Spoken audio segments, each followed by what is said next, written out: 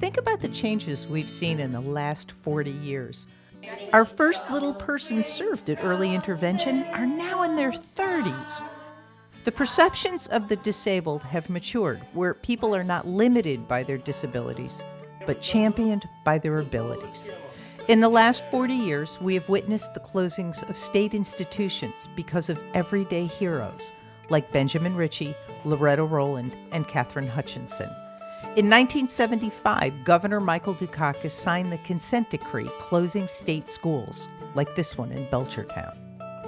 The ruling had come down that the state was to comply with these consent decrees that Judge Taro had presided over.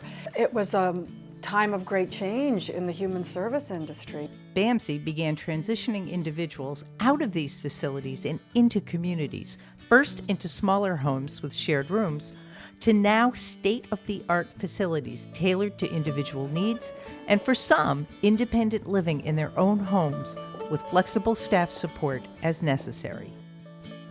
Community residences have become homes, with supports becoming family. I think he's like a really good staff member. I think more than a staff member, kind of like almost like a brother. This decree would change the lives of many for the better. The last 4 decades have taught us to see many things through a different lens, like sheltered employment. Training programs saw individuals blossom with their abilities and sense of self. We also saw that meaningful employment is important to who we are. To put your hands to meaningful work each day is invaluable to our sense of self. And while sheltered employment works for some, BAMC strives to provide community-based employment, like John Davis at Home Depot. John Davis has been a great member of our family for about 20 years, and he comes to work every day. He embodies the spirit of the Home Depot. He works very hard. We honored him with an apron last year to let him know that as a member of our family, he is truly appreciated. He embodies the light that shines from the Home Depot. I don't know what this store would be like without him. BAMC community-based employment at Home Depot and Good Samaritan Medical Center are now common in the workforce. Linda is a family partner at Wraparound Family Services. She calls on her lived experience to help navigate mental health services that treat the whole family. As a family partner, it's been helpful to have a background with family that have mental illness.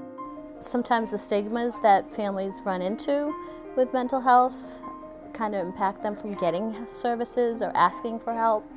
And I, myself, was that mother. Usually when they come to us, they're at their wit's end.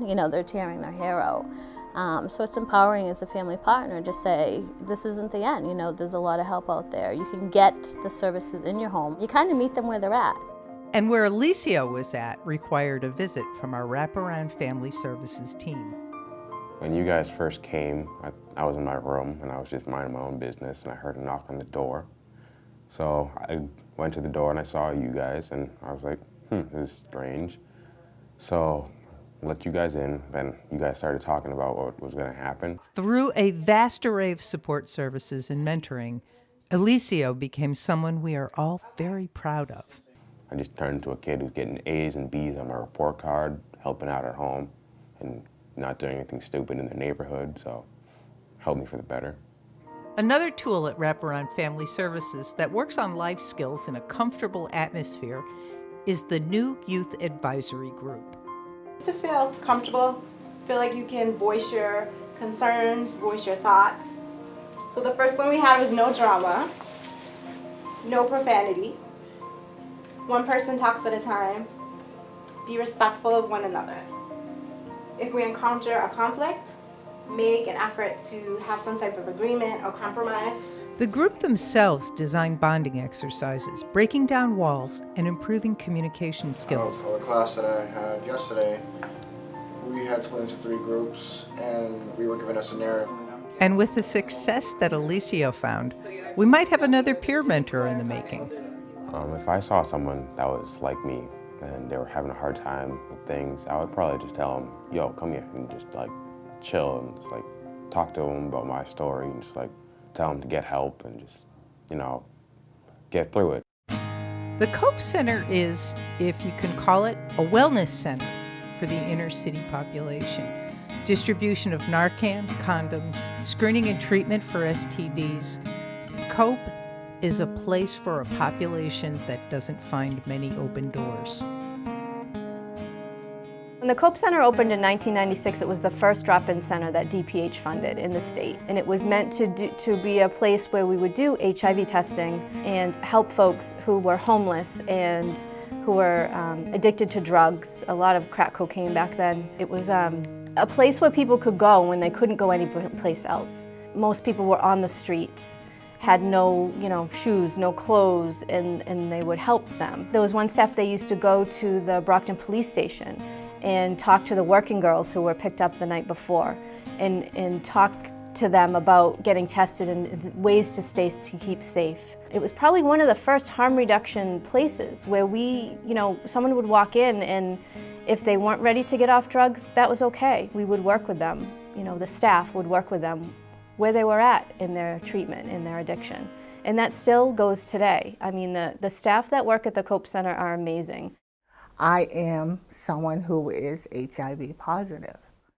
Dee didn't use drugs, and she wasn't promiscuous. One poor life choice changed her destiny. You just didn't say it back then. You didn't want anyone to know. So I went home with a secret. I kept it from my family. The HIV case management team was my family. They were a place where I could go and I could talk about things that were bothering me. Not only talk about it, but cry about it. They accepted me for who I was. I remember the first time having a conversation with my mother.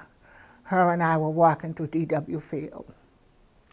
And I had a book, they had an article on me, and I said, Ma, wow, they featured an article.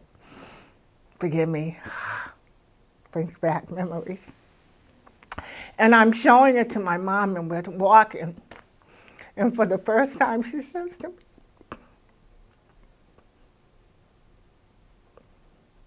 I'm proud of you.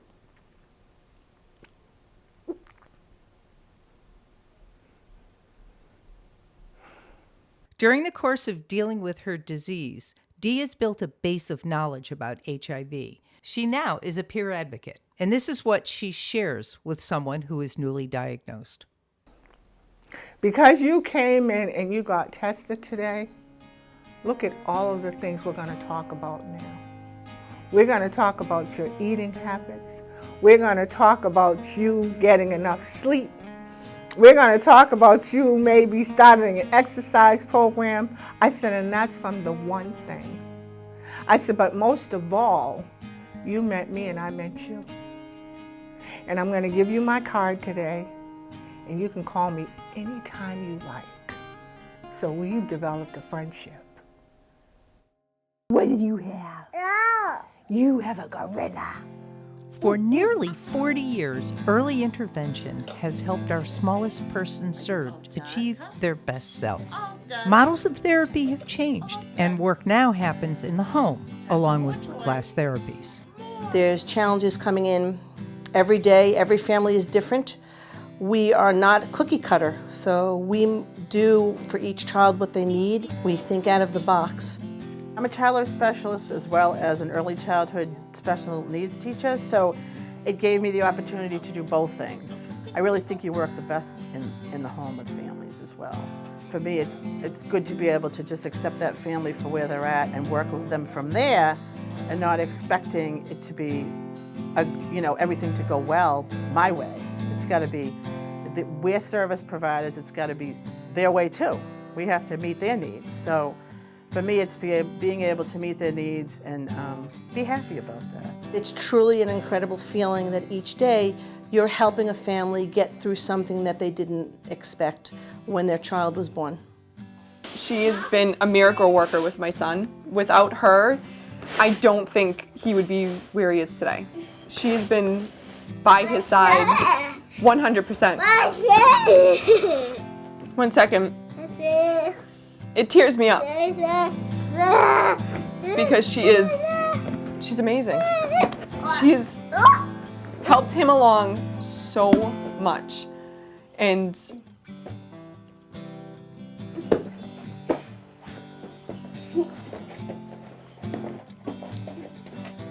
Jack wouldn't be Jack.